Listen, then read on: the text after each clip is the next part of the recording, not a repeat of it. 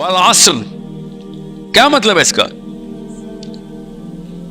ترجمہ نہ بتائیے گا، اس کا مطلب کیا ہے؟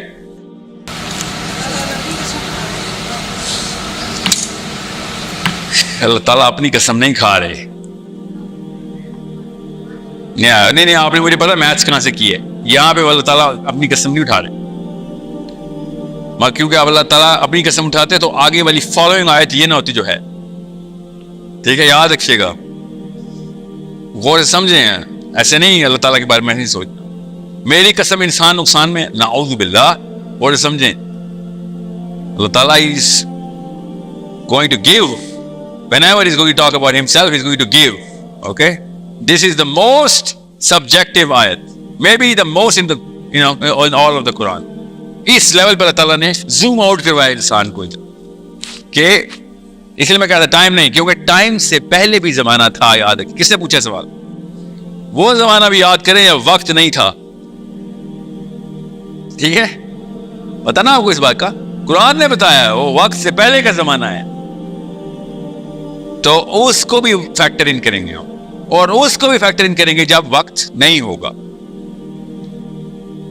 So you need to understand psychology of the word time is a very inferior psychology. Psychology اور زمانہ تو پتہ نہیں کسی کو، تو مجھے آدھا مطلب ہی نہیں بچا. اس زمانے کا مطلب مجھے نہیں ہوتا، کہاں سے شروع ہوتا ہے، کہاں پہ لائن ڈرا کرتے ہیں، اس کے اندر کیا کیا ہوتا ہے. عصر یہ تو جامعیت کی بات ہو رہی ہے. we are when Allah says عصر تو اللہ تعالیٰ خود بتا رہے ہیں عصر. ہم میں سے کوئی ایک بندہ بھی دو زمانے نہیں دیکھتا، تو کسی ایک بندے کے لیے نہیں اللہ نے کہا عصر. یہ صرف ان انبیاء کے لیے کو ایڈریس کیا جا سکتا ہے ایٹ میکس. اگر آپ سوچیں بھی کہ جن کو اللہ تعالیٰ نے نشانیاں بھی دکھائی ہیں، ساری سب انبیاء کو تو نہیں دکھائی نا، کچھ کو تو دکھائی ہیں، لیکن ان سے تو میں ایکسپیکٹ کر سکتا ہوں. مگر عام انسان کو اس طرح نہیں اللہ تعالیٰ کہ جو جس طرح تجھے پتا ہے اس طرح میں تجھے بتا رہا ہوں والا عصر. نو، اللہ تعالیٰ نے اپنی شان نے بتایا یہ کہ جس طریقے سے اللہ جانتے ہیں عصر کو، یہ اس کی قسم ہے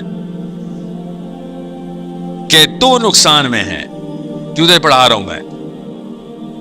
ٹھیک ہے، so now we need to see. اتنا بڑا زوم آؤٹ ہوگا، اتنا بڑا پیچھے کیا کیمرہ کہ پوری کائنات کی زیرو سے لے کے اینڈ تک تجھے دکھائی جی والعصر ان الانسان لفی خسر. ٹھیک ہے، سو انڈرسٹینڈ اس کو عربین پوائنٹ. میں اس لیے کیوں کہہ رہا ہوں عربی سیکھ، عربی خدا کا واسطہ آپ کا کیوں خالی عربی سیکھنے سے ہی بڑھ جائے گا، کیونکہ قرآن میں جیسے ہی ہوتا لگے گا آپ کو پھر اردو کا اگر ضرورت نہ پڑی کہانی آپ نے آدھی کہانی طے کرنی. ابھی کل میری فون کے اوپر پھر ایک گولی چلی ہے میرے اوپر. کیا سورہ معارج کے اندر کیا ہے ترجمہ؟ سورہ معارج کا ترجمہ کیا ہے؟ آپ کے لاہور کے ٹاپ اسکالر ہیں جنہوں نے مجھے بھی تبصرہ کیا ہے کہ یہ کہ آپ نے معارج کے ترجمے میں کیوں پورٹل نکالی ہے. معارج کا ترجمہ کیا کیا آپ لوگوں نے؟ آپ میں سے کون ہے جو معارج سورہ معارج میں معارج کا مطلب کیا ہے؟ کوئی بندہ پورٹل نہ لازم نہ بولو، ادھر نہیں لکھا ہوا نا، جو نہیں لکھا ادھر نہ پڑھے. آپ کے ذہن میں جو بھی ہے لکھا کیا ہوا ہے؟ راستہ لکھا ہوا ہے، بالکل راستے. آف کورس معارج ہے نا، ٹھیک ہے، معراج نہیں معارج. معارج کا مطلب جمع ہے نا. سو راستے کدھر کے؟ وہ لکھا ہوا ہے ادھر. میں نے نہیں، اردو میں بھی لکھا ہوا ہے، انگلش میں بھی لکھا ہوا ہے. راستے کدھر کے؟ کیا آیت کس کو یاد ہے؟ آیت آسمانوں کے راستے، یا آسمانوں کے راستے. آسمان یا اردو میں لفظ آسمان ہے، اللہ نے دنیا آسمان لکھا نا. ہاں، تو اللہ تعالیٰ کس کو سماوات کہتے ہیں؟ اس آسمان کو. تو ہم کسے آسمان کہتے ہیں؟ اس آسمان کو. تو اردو میں آسمان اور عربی میں سماوات، سائیکالوجی میں فرق آ گیا. ابھی تک پاکستانی اسکالر اس آسمان سے باہر نہیں جا سکتے. That's the only problem. اور قرآن پاک اس آسمان کے پردے کب کے پہاڑ کے اوپر سے اوپر نکال چکا ہے. ہر موقع کے اوپر نشانی اوپر سے آ رہی ہے. So you need to understand, جیسے ہی آپ اردو کے اوپر اردو کے پر لگا کے قرآن پڑھیں گے تو ایسے لگے گا کہ جیسے کچھ چیزیں لکھی غلط ہوئی ہیں. ناؤز باللہ. اردو کا یہ مسئلہ ہے. انگلش میں یہ مسئلہ اتنا نہیں نظر آیا مجھے. عبدالعلیم کی ٹرانسلیشن پڑھا کریں ایٹ لیسٹ. میں ایک ریکمنڈیشن دے رہا ہوں، یا تقی عثمانی صاحب کی. जनरल टर्मिनोलॉजी उन्होंने बिल्कुल पकड़ी हुई है कि मैं जहाँ पे सब्जेक्टिव लफ्ज़ है मैं सब्जेक्टिव रखूँ। तकी उस्मानी साहब का बहुत पावरफुल तर्जुमा है। मैं इंग्लिश की बात कर रहा हूँ, मैंने उर्दू का नहीं पढ़ा, या मैंने उर्दू का पढ़ा, इंग्लिश का नहीं पढ़ा। बहरहाल उन्होंने जो भी किया वो तकी उस्मानी साहब का और अब्दुल अलीम साहब। सो टाइम यहाँ पे ऐसे टाइम नहीं लिखा। ओके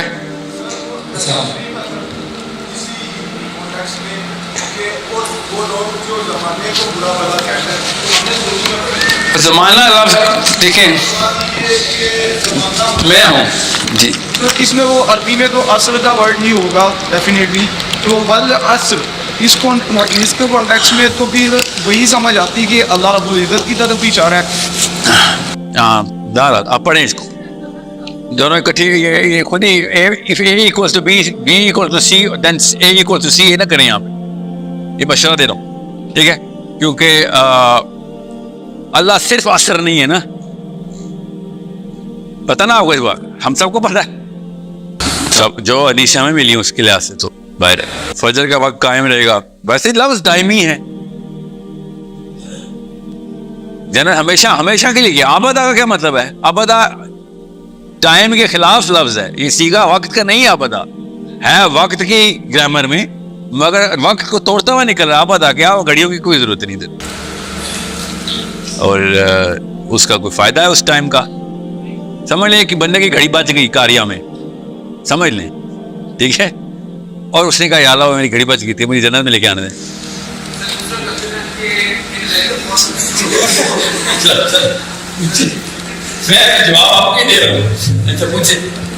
मैं आपको जल्दी कर देता हूँ। एक बंदे की जन्नत में घड़ी है, अब हाँ मेरे वाली घड़ी है, ठीक है,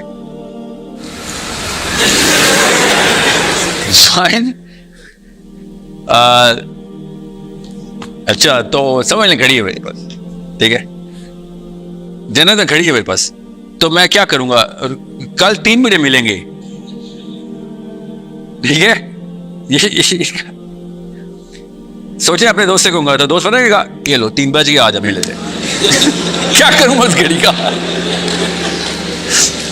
वो ईसा ये वाला वक्त नहीं जन्नत में, ठीक है।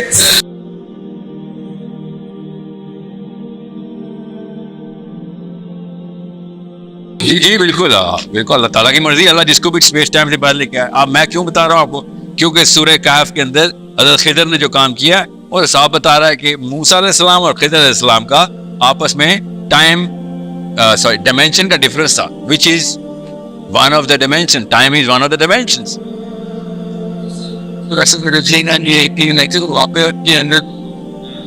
मैं ये नहीं कह रहा हूँ कि खिदर वक्त की क्या असर आता है, मैं बता रहा हूँ डिग्रीज हैं, नजर आते हैं।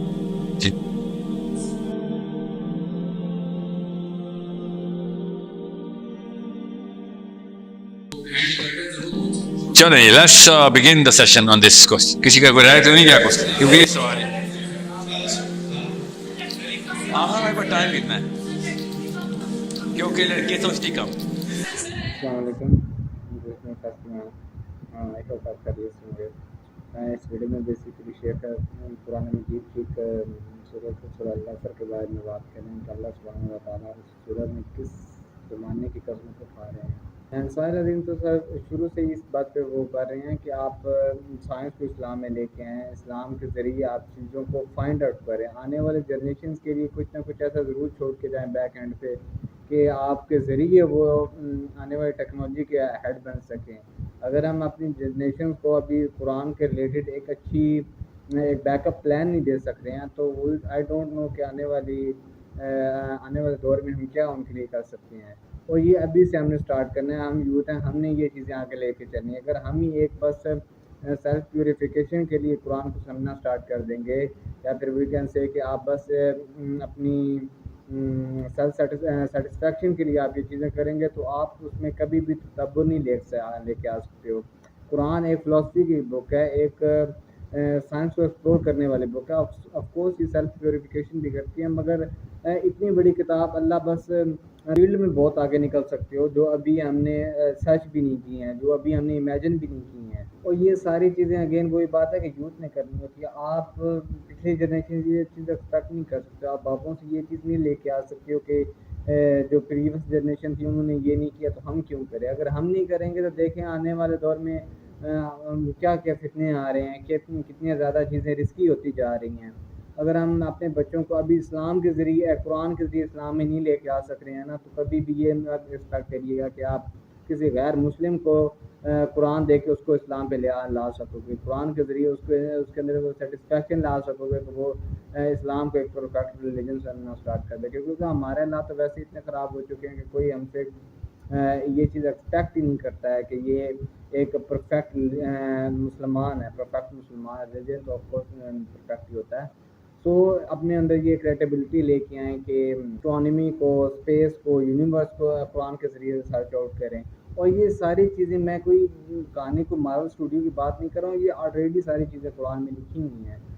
ہمیں بس وہ لینس چاہیے کہ اس کے ذریعے ہم قرآن کو دیکھ سکیں. ہمیں وہ اسٹڈی چاہیے، ہمیں وہ کریٹیکل تھنکنگ چاہیے جس کے ذریعے ہم ان چیزوں کو فائنڈ آؤٹ کر سکیں. اگر آپ ایک فرسٹ اسٹیپ لیں گے نا اس چیز کو سمجھنے کے لیے، اور الحمدللہ ساحل سر نے یہ کافی اسٹیپ لیے ہوئے بھی ہیں، لائک IMS میں کہہ لیں، سورس کوڈ میں، اور جو بھی ان کی ایک دعویٰ کا کام چل رہا ہے اس میں وہ یہ چیز لازمی ایڈریس کر رہے ہیں کہ اپنے آپ کو سائنس میں لے کے آئیں، اپنے آپ کو ریلیجن اور سائنس کو الگ مت کریں.